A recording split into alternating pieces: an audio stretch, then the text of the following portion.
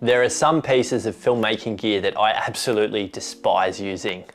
I go out of my way to avoid using them as much as possible. Now, I'm not talking about being a fanboy and hating on one brand or choosing one brand over another or one model over another. I'm talking about the entire tool set as a whole. There are certain tools that I just hate using, but I have to use them anyway. Hi everyone, I'm John from Wiley Visuals, and in this video I'm going to talk about some pieces of gear that I absolutely hate using when shooting videos, why I don't like them, and why I use them anyway. I'm sure everyone has their own preferences and most people have their own style of shooting, or at least should be trying to develop their own style. I'm not in any way saying that you shouldn't use these tools. I'm just saying that these are tools that I don't like for my personal style of shooting, which usually involves a lot of handheld scenes, lots of motivated movement and kinetic energy, and a big focus on shooting sequences that will work effectively in the editing suite. The first tool that I absolutely despise using, and don't attack me for this, is mirrorless cameras or DSLRs. I've owned plenty of them and they can do fantastic things, but it's probably been 7 or 8 years since I had a DSLR or a mirrorless camera that I actually enjoyed shooting with and that ticked all the boxes of what I wanted. In the past few months, we've seen the Sony a7S III and the Canon EOS R5 come out and they look great. The image quality seems fantastic. The codec options are catching up to pro level cameras and they pack a lot of features into a small body. But there's some inherent issues that just drive me insane about shooting with this style of camera. Apart from the lack of decent audio inputs and ND filters, the small size is my biggest pet peeve. When it comes to shooting good looking handheld images, a bigger, heavier camera will just look better. There's a natural feeling to all of the movements because there's inertia behind them. Movements start and stop with a dampening effect, and the sheer weight of a proper cinema or broadcast camera will remove a lot of the little hand jiggles in a way that a mirrorless camera, even with IBIS, simply can't. Now you can rig up a mirrorless camera with all sorts of things to increase the weight, extend the battery life, and add missing features like ND filters. But by the time you do that, you've probably spent just as much as you would have on a cinema camera, and probably have a more cumbersome setup too. Plus you lose all the benefits of why you might want a mirrorless in the first place, the fact that they're lightweight, portable, easy to use, and so on. Despite all this, I still use a mirrorless camera for a few things. Number one is in an underwater housing. I like mirrorless cameras for this purpose because the whole setup is much smaller and cheaper. If my housing floods, I've only lost a $1,000 camera, not a $10,000 cinema setup. In the water is also the one time that I actually use autofocus, and mirrorless cameras are generally better at this compared to cinema cameras, a lot of which don't even have autofocus at all. Because I'm always shooting slow motion in the water, I can use a faster shutter speed, so ND filters are not a necessity, and I don't need audio underwater either. It's also nice to have a mirrorless camera when you need to quickly shoot some behind the scenes footage, or hand a camera over to someone to grab some quick B-roll. Most camera operators can quickly figure out a mirrorless camera or DSLR, but if I give my main camera to someone else, they might not even be able to figure out how to turn it on. So despite all their flaws, I still always keep a small mirrorless camera handy. The next piece of gear that I hate using, but still do anyway, is my phone. These days, smartphones are used for all sorts of things in filmmaking, whether it's apps to control all your gear, or even as a camera itself. You can use them for wireless monitoring and remote control, or as tools like exposure meters, director's viewfinders, or sun tracking tools.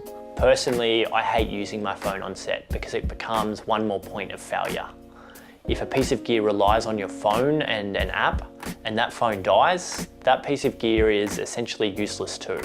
And the more you need to use your phone on set, the more likely it is to run out of battery. So you really need to be conscious of anything that depends on your smartphone for use on set to eliminate that point of failure as much as possible. I remember a few years ago having an early model drone on set and it relied on a smartphone app for the monitor and a lot of other settings.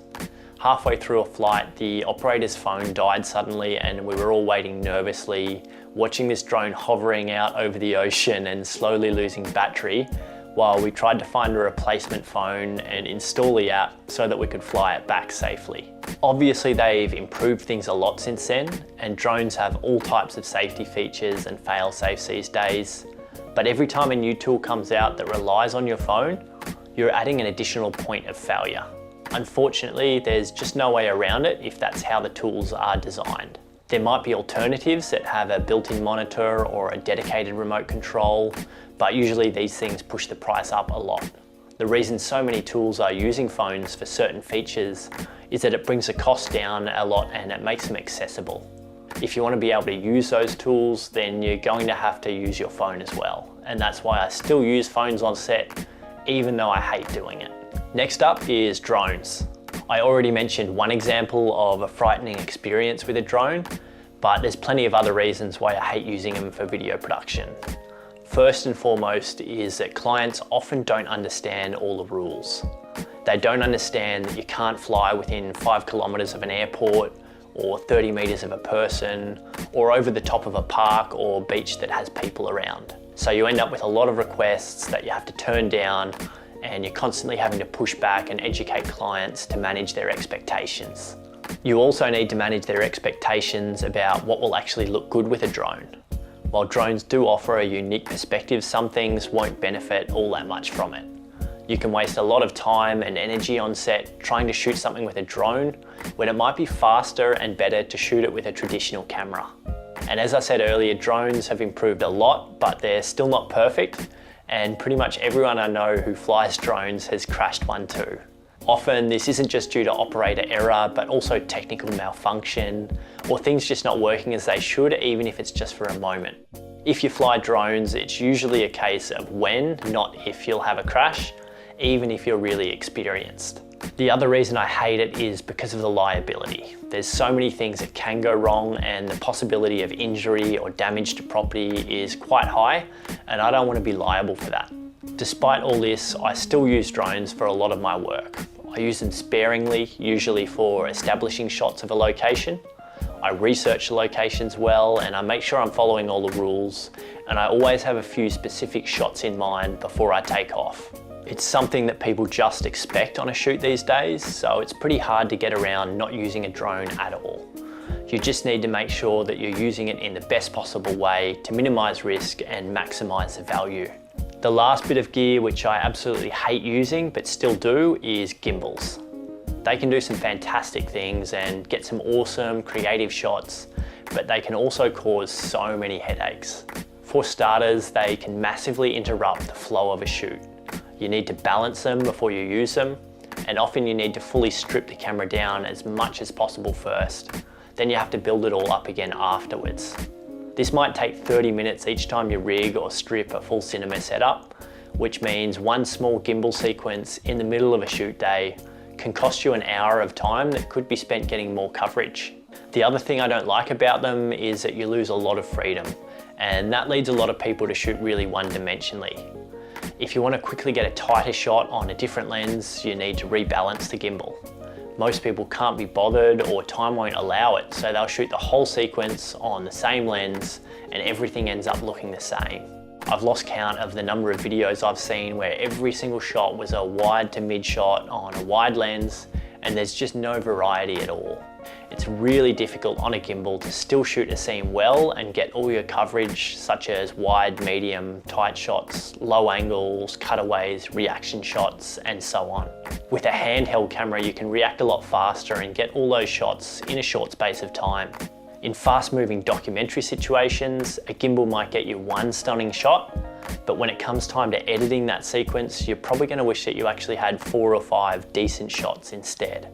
Gimbals might give you that butter smooth imagery, but they can also be challenging and unpredictable. You might get sudden wobbles, or you might be unable to smoothly adjust a shot to reframe it in some situations. So if you absolutely have to get it right on the first take, I'd much rather shoot handheld or on a tripod.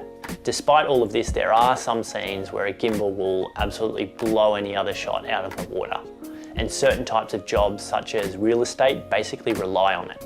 With a gimbal, you can also replace several other tools, or at least approximate the same look, such as a jib, a slider, or a Steadicam. However, you wouldn't use any of those tools for a whole shoot, and nor should you with a gimbal. So I do still use a gimbal for certain situations, but it's not something I look forward to. And when it comes to actually selecting a gimbal, I tend to favor ones that have a big enough payload that I won't have to spend time stripping down my camera at all. I can just mount it and balance it with no other changes. Of course, this means the overall setup is a total beast, so I get really fatigued really quickly. But as a cinematographer, sometimes that's the sort of sacrifice you have to make if you don't want to compromise on image quality. I'd rather have a huge, hard to use setup that will do the job properly than a small, convenient package that might fall short on quality or that won't match the image from my primary camera. So those are my 4 pieces of filmmaking gear that I hate using but use anyway. Mirrorless cameras, smartphones, drones, and gimbals. Sometimes there's just no way around it, and there's certain expectations that clients have in 2021. We've got so many cool gadgets coming out year after year, but the more critical you are of the tools you use, the better you'll understand how to integrate them efficiently into your workflow so that they help you achieve specific goals rather than hinder you. If you think I'm totally wrong about any of this, then feel free to blast me in the comments below. Otherwise, let me know what bits of gear you hate using, but still do anyway. Thanks for watching, and I'll see you next time.